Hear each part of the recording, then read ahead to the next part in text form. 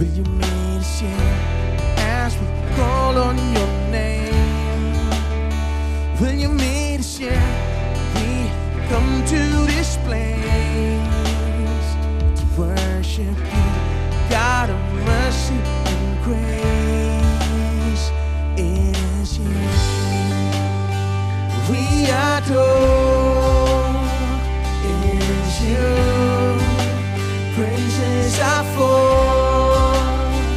Only you, the heavens declare. It is you, it is you.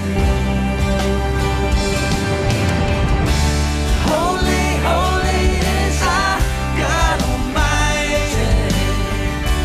Holy, holy is His name alone. Holy, holy is our God Almighty. Holy, holy is His name alone. It is you we adore. It is you, only you.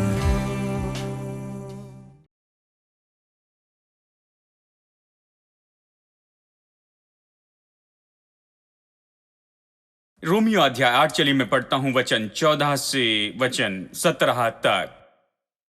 जितने लोग परमेश्वर की आत्मा के चलाए चलते हैं वे ही परमेश्वर के पुत्र हैं, क्योंकि तुमको दासत्व की आत्मा नहीं मिली कि फिर भयभीत हो, परंतु लेपालकपन की आत्मा मिली है, जिससे हम हे अब्बा हे पिता पुकारते हैं। आत्मा आप ही हमारी आत्मा के साथ गवाही देता है कि हम परमेश्वर की संतान हैं। यदि संतान है तो वारिस भी, वरन परमेश्वर के वारिस और मसीह के संगी वारिस, कि जब हम उसके साथ दुख उठाएं तो उसके साथ महिमा भी पाएं। पिछले कुछ हफ्तों से हम इस अद्भुत सत्य के बारे में देख रहे हैं और हमने इसका नाम दिया है कि हम कौन हैं, हमारे पास में क्या है और हम क्या कर सकते हैं।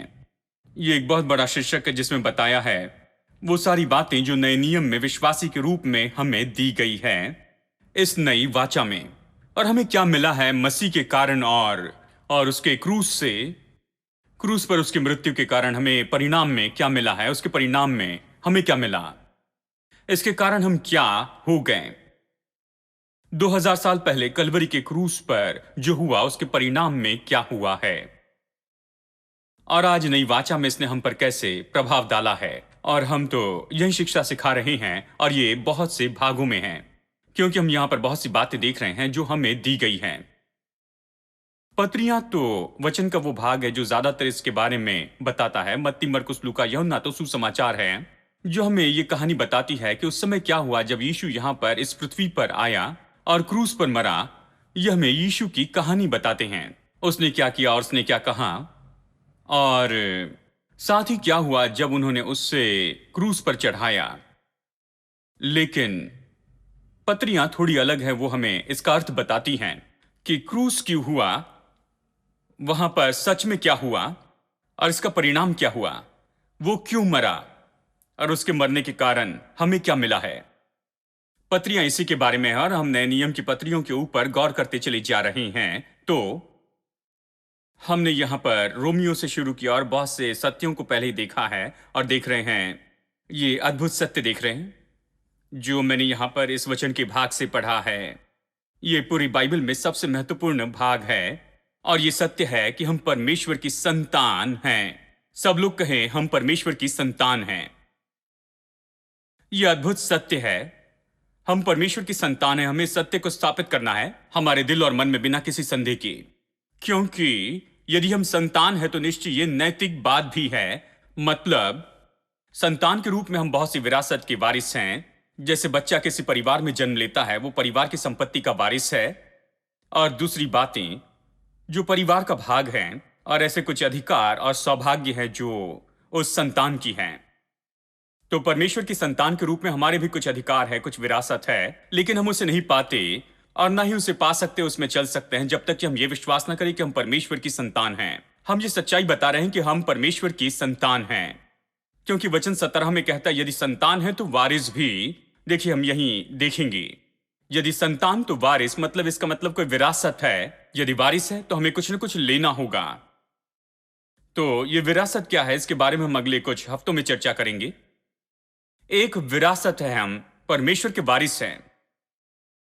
यदि आप शहर के बहुत धनी व्यक्ति के वारिस हैं तो आप बहुत खुश होंगे, लेकिन मैं आपको ये खबर बता दूं, आप वारिस हैं उसके जिसने आकाश और पृथ्वी बनाई, सर्वसामर्थी परमेश्वर, जो सबका मालिक है। हजारों पहाड़ के जानवर उसी के हैं। सोना चांदी मेरा है, प्रभु कहता है। और आप इस तरह के परमेश्वर के वारिस हैं। मैं इसके बारे में बताऊंगा। तो वारिस होना कोई सामान्य बात नहीं है।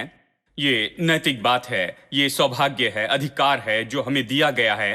हमें उसे लेना होगा और उसमें चलना होगा, जानते हैं। और यदि संतान तो वारिस भी, परमेश्वर के वारिस और मसीह के संगी वारिस। हम सामान्य लोग नहीं हैं। हम इसे देखेंगे, लेकिन हम इसे एक और बार देखते जाएंगे। यह सत्य कि हम प्रभु की संतान हैं। पौलुस यहां 3 महान सबूत देता है, हमें बताता है कि हम प्रभु की संतान हैं। हमने पहले 2 देखा है, लेकिन तीसरा हम देखेंगे। पहला महान सबूत कि हम परमेश्वर की संतान हैं, ये वचन 14 में पाया जाता है। जो परमेश्वर की आत्मा के चलाए चलते हैं वही तो परमेश्वर के पुत्र हैं। परमेश्वर की संतान कौन है? जो परमेश्वर की आत्मा की अगुवाई में चलते, वही तो परमेश्वर के पुत्र हैं। यानी अगर आप परमेश्वर की आत्मा की अगुवाई में चलते हैं तो आप परमेश्वर के पुत्र हैं। तो मैंने आपको बताया कि परमेश्वर की आत्मा की अगुवाई में चलने का मतलब क्या है। तुरंत ही लोग इसके बारे में सटीक हो जाते हैं, सोचते हैं परमेश्वर की आत्मा की अगुवाई का मतलब सपने और दर्शन देखेंगे और स्वर्गीय मुलाकात होगी और स्वर्गदूत नीचे आकर आपसे बातें करेंगे और अजीब सी आप आवाज सुनेंगे। कई बार लोग ऐसे गड़बड़ी में आते हैं और मैं ऐसे लोगों के संग रहा हूं, तो मैं तो बस खुश हूं कि मैं अभी उनसे आजाद हूं। मैं आपको ये बताना चाहता हूं कि परमेश्वर की आत्मा की अगुवाई में चलने का मतलब ये नहीं है कि बस ये असाधारण सी बातें आपके साथ में हो जाएं, जो कुछ लोगों से होती। याद रखिए, मैंने ये नहीं कहा कि ये नहीं होता है। स्वर्गीय मुलाकात, इस पर विश्वास करता हूं। स्वर्गदूत आकर आपसे बात कर सकते हैं। परमेश्वर चाहे तो आपसे सीधा बात कर सकता है, मतलब कौन उसे रोक सकता है? मैं नहीं कहता कि वो ये नहीं कर सकता। जानते हैं, परमेश्वर बहुत कुछ कर सकता है, बहुत से तरीके से। लेकिन मैं यही कह रहा हूं कि ये ऐसी बातें नहीं जो सभी के साथ में हमेशा होती चली जाएं। परमेश्वर की हर संतान ऐसा अनुभव नहीं पाती है। कितने लोगों ने स्वर्गदूत देखे हैं? क्या आपके लिए कोई स्वर्गदूत भेजा गया है जो परमेश्वर की ओर से आपके लिए एक संदेश लेकर आया? बहुत से लोगों ने ये नहीं देखा है। कुछ विश्वासी ने पाया। मैं विश्वास करता हूं कुछ किताबें पढ़ी हैं जहां वो ये अनुभव बताते हैं। यानी ये ऐसे अनुभव हैं जो कुछ लोगों के साथ में होते हैं, केवल कुछ बार, हमेशा सभी लोगों के साथ नहीं होता। हम यहां पर ये कह रहे हैं कि परमेश्वर की सारी संतान, और वो कैसे परमेश्वर की आत्मा की अगुवाई में चलते हैं। हम कह रहे हैं परमेश्वर की संतान के साथ में सारी बातें जो हमेशा होती हैं। तो मैंने आपको बताया कि परमेश्वर की आत्मा की अगुवाई में चलने का मतलब क्या है। इसके कुछ चिन्ह बताएं। आप देख सकते क्या परमेश्वर की आत्मा की अगुवाई में चल रहे हैं? देख सकते जीवन में क्या हो रहा है। क्या आप परमेश्वर की आत्मा की अगुवाई में चल रहे हैं? इसके बहुत से चिन्ह दिए और आप उसे जांच सकते हैं। दूसरा सबूत वचन 15 में मिलता है और वो ये है, हमने दासत्व का आत्मा नहीं पाया कि हम फिर से डरते जाएं, परंतु हमने लेपालकपन की आत्मा पाई है जिससे हम पुकारते हैं, हे अब्बा पिता। हमने पाया है एक आत्मा, पवित्र आत्मा, जिसके कारण हम परमेश्वर को पुकारते जाते हैं, अब्बा पिता। कितने लोग परमेश्वर को कहते हैं अब्बा पिता, प्रार्थना करके कहते हैं अब्बा पिता, उस तक पहुंचते हैं, कहते हैं अब्बा पिता। यह अद्भुत बात है। आप उसकी संतान हैं, इसलिए आप उसे कहते हैं अब्बा पिता। आप निश्चित रूप में उसके पास जाते हैं। आपको लगता है कि आपके पास अधिकार है, जैसे पृथ्वी के पिता के पास जाते। आप उसे अब्बा पिता कहते हैं और आपके अंदर में एक आत्मा है जो पवित्र आत्मा है, जो आपकी मदद करती है और इसके कारण आप परमेश्वर को पुकारते हैं अब्बा पिता। नहीं तो आप उसे अब्बा पिता नहीं कह सकते। बाहर सभी लोग उसे अब्बा पिता नहीं कहते हैं, लेकिन आप अलग है, उसे अब्बा पिता कहते हैं। आप बिल्कुल अलग हैं, क्योंकि आप में पवित्र आत्मा है जिसके कारण आप उसे पुकारते हैं, हे अब्बा, हे पिता। और तीसरा सबूत जिसके ऊपर आज हम गौर करेंगे और वो वचन 16 में पाया जाता है, और वो ये है कि आत्मा खुद हमारी आत्मा के साथ में ये गवाही देता है कि हम तो परमेश्वर की संतान हैं। आत्मा खुद हमारी आत्मा के साथ में गवाही देता है कि हम परमेश्वर की संतान हैं। पौलुस बढ़ता है बल से बल में अपने इस मुद्दे पर। वो कहता है, ये तो सबसे बड़ा ऐसा विवाद है। मुझे याद है प्रचार के समय हमें सिखाया गया कि अपने मुद्दों को उस तरह से रखें, सबसे कमजोर को पहले रखे और फिर उससे बेहतर रखते जाएं और फिर उससे बेहतर रखे और अंत में सबसे अच्छे पर क्लाइमेक्स करे। अगर कुछ तरह के सबूत देने हैं तो इस तरह से देते जाएं, नीचे से शुरू करके ऊंचे पर जाएं, सबसे उत्तम अंत में। पौलुस ये तरीका उपयोग करता है। वो शुरू करता है इस सबसे सामान्य से कि सब परमेश्वर की आत्मा की अगुवाई में चलते हैं, फिर एक कदम आगे बढ़ता है, ये उससे ज्यादा बढ़कर है। वो कहता है आत्मा आ चुका है, वो हम में आ चुका है और वो हमसे कहता है कि हम परमेश्वर को पुकारे अब्बा पिता। और ये एक और सबूत है। अब ये तीसरा जो सबूत है ये तो बहुत ही अद्भुत है, क्योंकि ये कहता है हम केवल उसे अब्बा पिता नहीं कहते हैं, पिता हमें पुत्र कहता है। कैसे? आत्मा के द्वारा। उसका पवित्र आत्मा हम में रहता है, हमें पुकार कर कहता है कि हम सच में उसकी संतान हैं। ये इस तरह है, चलिए मैं उदाहरण दूं। क्योंकि यदि आप देखते हैं कि एक पिता और पुत्र है, आप इसे समझते हैं क्योंकि कुछ लोगों के बच्चे हैं, आपने कुछ अनुभव पाए हैं, आप उन्हें दुकान में लेकर जाते हैं और ये छोटा बच्चा आपके साथ में चलता है, हमेशा आपके पैर या आपकी पैंट खींचता है, कहते रहता है डैडी डैडी डैडी, और इस तरह से कहते रहता है और 1 मिनट में लगभग आप उससे 20 बार डैडी डैडी शब्द सुनते हैं। हर पल में वो कहता है डैडी डैडी डैडी। उसे बस वहां पर कुछ चाहिए, वो बस यहाँ पर आपको डैडी डैडी कहते रहता है। उसे बड़ी खुशी होती है जब वो आपको पुकारता है, वो आपको थामे रहता है और उसे सुरक्षा महसूस होती है, आपके साथ रहकर खुशी होती है और बस कहता है daddy daddy daddy daddy daddy. और आप यहाँ पर शॉपिंग में और दूसरी बातों में बिजी होते हैं, आप उसकी परवाह करते हैं, आप उससे प्यार करते हैं, अपने साथ में उसे लेकर आए हैं, उसे कुछ खरीद कर देना चाहते हैं, आप दूसरी बातों में व्यस्त होते हैं, लेकिन फिर उन सारी बातों से अपना ध्यान दूर करते हैं और उसे गोद में उठाकर कहते हैं सुनो बेटा, तुम्हें क्या चाहिए? तुम मेरे बेटे हो, तुम मेरे लाडले हो, हाँ तुम मेरे बहुत ही प्यारे लाडले बेटे हो। इस तरह से कहते हैं, उसे गोद में लेते हैं, उसे चूमते हैं, प्यार करते हैं और वो तो सच में इससे बहुत खुश होता है। ऐसी खुशी आती जो बयान से बाहर है इसमें, क्योंकि अब तक वो आपको डैडी कहते रहा है। उसे बड़ी खुशी होती है, वो जानता आप उसके डैडी है, इसलिए उसे वहां पर लेकर आए हैं। सड़क पर से आपने किसी को नहीं उठाया है कि बस घूम कर आ जाएं, उसे लेकर आए क्योंकि वो आपका बेटा है। वो जानता है कि आप उसके डैडी है, इसलिए वो आपको डैडी पुकारता है, इसके कारण उसे बड़ी खुशी होती है। लेकिन ये तो बहुत ही अद्भुत है जब आप उससे कहते हैं बेटा, आप प्रत्युत्तर दे रहे हैं, अभी उससे बातें कर रहे हैं, वो आपको पुकारते रहा, लेकिन अभी आप उसे कहते हैं। ये बच्चे के लिए बहुत ही महत्वपूर्ण होता है जब आप उसकी ओर देखते हैं, आंखों में देखकर कहते हैं कि तुम मेरा बेटा है, तुम मेरे हो, तुम मेरे ही हो, तुम्हें क्या चाहिए, मैं तुम्हारे लिए क्या खरीदूं। ऐसा कुछ जब आप उससे कहते हैं, वो अपना आपा खो बैठता है, वो खुशी से इतना भर जाता है और बयान से बाहर आनंद में कहूंगा। अब ये तीसरा सबूत कुछ ऐसा ही है। देखिए, दूसरा सबूत तो यह है कि आप परमेश्वर को डैडी डैडी कहते जाते हैं, आप उससे प्रार्थना करते जाते हैं, कहते हैं अब्बा पिता अब्बा पिता।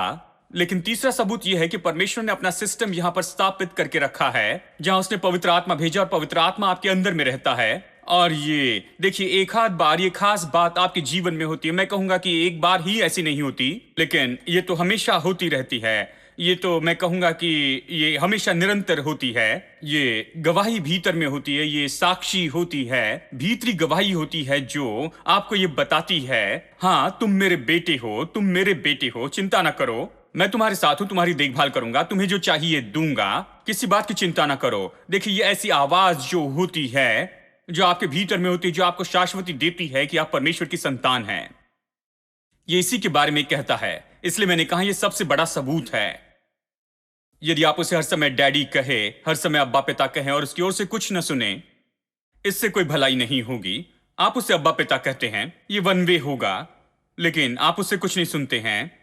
लेकिन यहां पर दो तरफा बातचीत है। वो आपसे कहता है कि आप पुत्र हैं और इससे एक बड़ा महान आनंद आपको मिलता है। अब ये वचन 16 तो बहुत ही विशेष सत्य है प्रोटेस्टेंट लोगों के लिए। इतने सालों से ये तो ऐतिहासिक वचन है। मैं यहां पर ये सारी जानकारी ऐसे ही छोड़ नहीं सकता। यह ऐतिहासिक रूप में महत्वपूर्ण वचन है। क्रांति के बाद में इस वचन को बहुत ही ज्यादा महत्व दिया गया है। मैं बताऊंगा क्यों। देखिए, क्रांति के पहले, प्रोटेस्टेंट क्रांति के पहले, उद्धार की शाश्वती कि आप सच में परमेश्वर की संतान हैं, कि आपने नया जन्म पाया, परमेश्वर के परिवार में हैं, इस तरह की शाश्वती का प्रचार कभी नहीं किया गया। क्रांति के पहले, मार्टिन लूथर के आने के पहले, वो किसी और दिशा में जा रहे थे। जानते हैं, आप बस चर्च में जाएं, अपने काम करें, आप ये करें और वो करें, ये प्रार्थना करें, वो प्रार्थना करें, इस उपवास को करें और उस उपवास को करें, और ये काम करें और वो काम करें, पश्चाताप करें, अंगीकार करें, और इसके बाद में ये और वो करें। यानी वहां पर बहुत से सिस्टम्स थे, बहुत कुछ करते हैं। लेकिन दिन के अंत में अगर उनसे पूछे, अब बताइए क्या मैं परमेश्वर की संतान हूं, तो वो कहेंगे नहीं। देखेंगे, अभी आप मानो मरने पर आ गए, अपने जीवन भर इस तरह से जीते रहें, आप चर्च में जाते रहें, विधियां करते रहें, जो भी कहा वो किया, हर बात में आप वहां पर योगदान देते रहें, और हर प्रार्थना में बड़ी सावधानी से आप वहां पर रहें, विधि और सारी रीति में। और अभी आप मरने पर हैं और आप कहते हैं अभी मुझे बताइए, मरने के पहले तो मुझे बताइए क्या मैं परमेश्वर की संतान हूं। वो कहते हैं नहीं, तुम जाकर वहां पर राह देखो, पर्गेटरी में, वहां पर राह देखो, वहां पर राह देखने की जगह में, स्वर्ग में नहीं, राह देखने की जगह पर राह देखते रहो। और जबकि आप वहां पर राह देख रहे हैं, हम यहां पर आपके उद्धार के लिए काम करते चले जाएंगे। हमें फिर भी चर्च चाहिए, फिर भी प्रचारक चाहिए, और फिर भी ये सारे सिस्टम और ये सब कुछ चाहिए। जब आप मरकर चले जाएंगे तो हम मरे हुए लोगों के लिए प्रार्थना करते रहेंगे, और हमेशा तुम्हें उठाते चले जाएंगे, और हमेशा तुम्हें उठाएंगे ताकि उन सारी बातों के लिए पूरे हो जाओ जो तुमने नहीं किए, जो तुम्हें वहां पर कर देने चाहिए थे। जहां चूक गए, आपके मरने के बाद भी हम उसे कहीं सुधार देंगे। हम आपके लिए इसे करने की कोशिश करेंगे कि एक दिन वहां से आप निकलकर स्वर्ग में जाएंगे। तो हमेशा आपको राह देखने के लिए रोका गया। कभी यह शाश्वती नहीं दी कि आप परमेश्वर की संतान है, कभी नहीं। आपके मरने तक उन्होंने आपको चर्च में आने दिया और सब कुछ आप नहीं जानते, और उसी दशा में मरते हैं। मरने के बाद रुकने के लिए कहा, किसी को पता नहीं कि आप स्वर्ग में जाएंगे या नहीं, क्योंकि आप वहां पर राह देख रहे हैं। अभी भी उन बातों को आप लेकर चले जा रहे हैं, इस बात को निश्चित करने के लिए कि आप निश्चय वहां पर उस जगह से असली स्वर्ग में चले जाएं। आप मेरी बात समझ रहे हैं? मैं नहीं चाहता कि इससे और भी ज्यादा विस्तार से बताऊं, लेकिन चर्च तो प्रोटेस्टेंट क्रांति के पहले इसी तरह से था। उद्धार के बारे में कोई निश्चितता नहीं थी, उन्होंने कभी नहीं बताया, इस पर प्रचार नहीं किया। किसी प्रचारक ने खड़े होकर नहीं कहा आपने नया जन्म पाया, इसलिए आज मुझ पर विश्वास करें कि आप परमेश्वर की संतान हैं, परमेश्वर आपका स्वर्गीय पिता है। उन्होंने कभी ये नहीं कहा। प्रोटेस्टेंट क्रांति आ गई और ये वचन तो बहुत ही महत्वपूर्ण हो गया। जानते हैं, मार्टिन लूथर के दिनों से लेकर और खासकर वेस्ली और विटफील्ड और ये महान क्रांतिकारी जिन्होंने संसार को हिलाया, इंग्लैंड और अमेरिका, और ये सब उन्होंने सुसमाचार का प्रचार किया और लोगों में बड़ी दिलचस्पी उत्पन्न की। लोग हजारों की संख्या में उन्हें सुनने के लिए जाते थे, अपना जीवन प्रभु को देते। कारण यही था क्योंकि वो प्रचार कर रहे थे कुछ तो भी नया, और वो कुछ नया तो बस यही था, उद्धार की शाश्वती, कि आप परमेश्वर के पास में आकर नया जन्म पा सकते हैं, और उस पल से आगे आपको परमेश्वर की संतान के रूप में गिना जाएगा। उन्होंने उद्धार की शाश्वती का प्रचार किया, जो यहां पर वचन 14 से 17 तक पाया जाता है। और उन्होंने बताया कि अगर आप परमेश्वर की आत्मा की अगुवाई में चलते हैं तो उसकी संतान है, और निश्चय आपके पास लिपालकपन की आत्मा है जिससे अब्बा पिता पुकारते हैं। और सबसे महत्वपूर्ण वचन 16 पर जोर दिया गया है, ये कहते हुए कि परमेश्वर का आत्मा आपके अंदर है, और यह आपको भीतरी गवाही देता है कि आप सच में परमेश्वर की संतान हैं। ये वो प्रचार करने लगे। अब देखिए इसके कारण कौन सा प्रभाव वहां पर आया। इतने समय तक लोगों ने यह नहीं सुना कि आप परमेश्वर की संतान हो सकते हैं, परमेश्वर आपका पिता है, आप उसके पुत्र हैं, और आप उद्धार की शाश्वती पा सकते हैं। उन्होंने ये सब नहीं सुना था, और अचानक ये प्रचारक आकर ये प्रचार करने लगे उद्धार की ये शाश्वती इतनी निश्चितता के साथ में और इतने स्पष्ट रूप में। और कोई आश्चर्य की बात नहीं कि लोगों के मन में परमेश्वर के बारे में इतनी दिलचस्पी आ गई। लोग प्रभु के लिए भूखे हो गए, प्रभु की इच्छा रखने लगे, परमेश्वर के लिए प्यासे हुए, परमेश्वर के पीछे भागने लगे, प्रभु के पीछे चलना चाहते थे और उसे अपने पिता के रूप में जानना चाहते थे। परमेश्वर को अपने पिता के रूप में अनुभव करने के बाद उनका जीवन बदल गया। वो रोमांचित हुए, वो कह सके कि ये सच्चा है, ये कोई कहानी नहीं है, ये तो सच्ची बात है। हेलो, क्या आप सुन रहे हैं? आप इस तरह के फर्क को बता सकते हैं। प्रोटेस्टेंट क्रांति तो केवल इस बारे में नहीं थी कि कुछ छोटे से फर्क को बताए और ये सब नहीं, ये बड़ी बात थी। इस तरह की बात का प्रचार किया गया और लोगों को यह दिया गया जो उनके पास पहले कभी नहीं था। लोगों को यह रोमांच से भरा लगा कि जाने, मैं जानता हूं कि मैं परमेश्वर की संतान हूं, मैं इसे अभी जानता हूं, मैं जानता हूं कि यह कैसे है और सबसे अच्छे तरीके से मैं जान सकता हूं। परमेश्वर की आत्मा मुझ में है, भीतर में मुझे गवाही देती है कि मैं तो परमेश्वर की संतान हूं। पहले किसी ने यह नहीं कहा था, लेकिन पिछले 500 साल से बस वो यही तो कह रहे हैं। और लोग रोमांचित हुए। तो ये वचन ऐतिहासिक महत्वपूर्ण है। रोमियो 8:16 ऐतिहासिक रूप में महत्वपूर्ण है प्रोटेस्टेंट लोगों के लिए, क्योंकि ये तो मसीहत में एक बहुत बड़ा मील का पत्थर है, और ये तो प्रोटेस्टेंट लोगों के लिए मसीहत में बड़े बदलाव का समय है। इस बात पर जोर दिया गया कि हम परमेश्वर की संतान हैं, हम इसे जानते हैं, बता सकते, हम इसके बारे में निश्चित हो सकते, हम ये गारंटी पा सकते हैं कि निश्चय हम परमेश्वर की संतान हैं। जब हम ये पाते हैं तो फिर लोग अलग होते हैं। स्तुति और आराधना में लोग अलग तरह से गाने लगते हैं, प्रभु का अलग तरह से आनंद उठाते हैं। कोई आश्चर्य नहीं, सब बदलता है। अब लोग सच में परमेश्वर का अनुभव करने लगते हैं, क्योंकि वो प्रभु के साथ में अब इस तरह से जुड़ते हैं जैसे वो उनका पिता है। वो परमेश्वर की और अपने पिता के रूप में देखते हैं, उसका आनंद उठाते हैं अपने पिता के रूप में। और ये दूसरी बहुत सी बातों की ओर ले जाता है, और ये सबसे अद्भुत बात है। ठीक है, चलिए इस वचन को देखते हैं। एक बार फिर आत्मा हमारी आत्मा में गवाही देता है कि हम तो परमेश्वर की संतान हैं। अब यहां अपने आप में इस तरह से पवित्र आत्मा के लिए उपयोग किया गया है जो गड़बड़ी लाता है।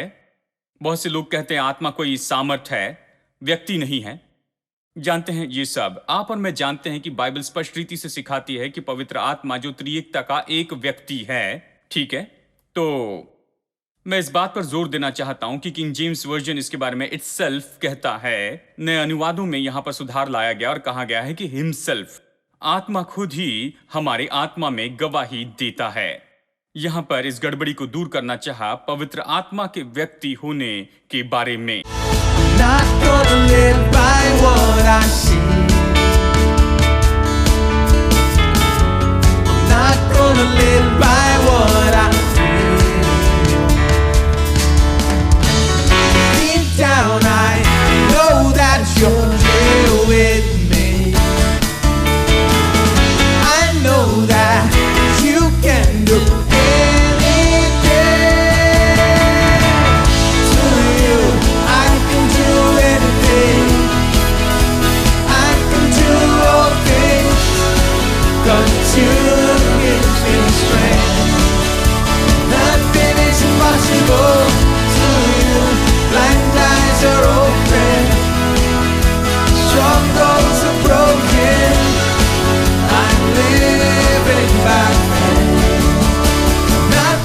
impossible.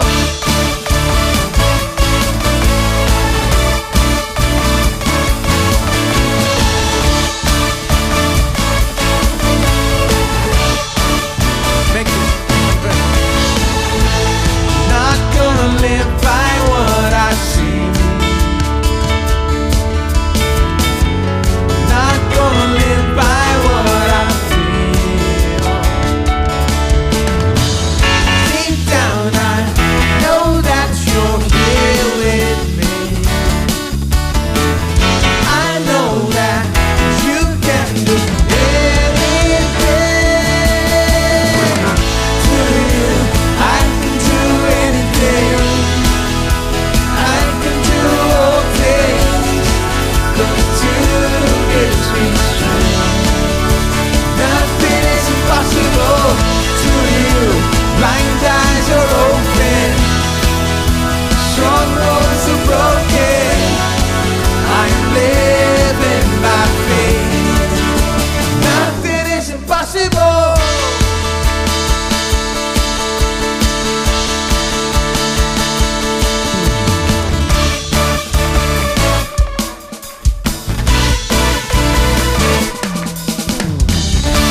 Very simple. We're just gonna sing I believe, all right?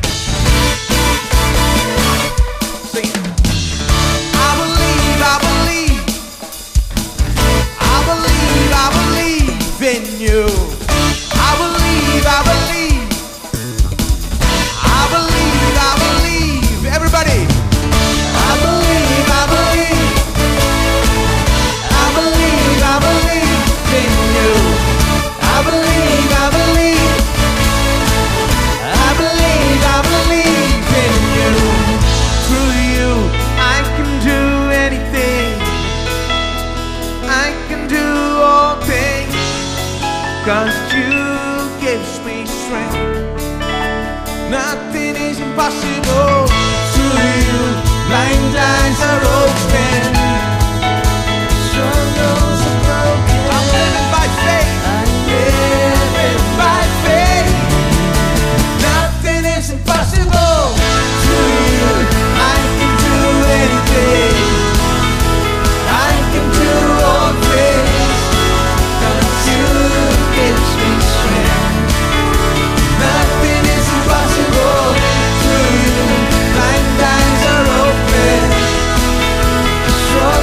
suffer.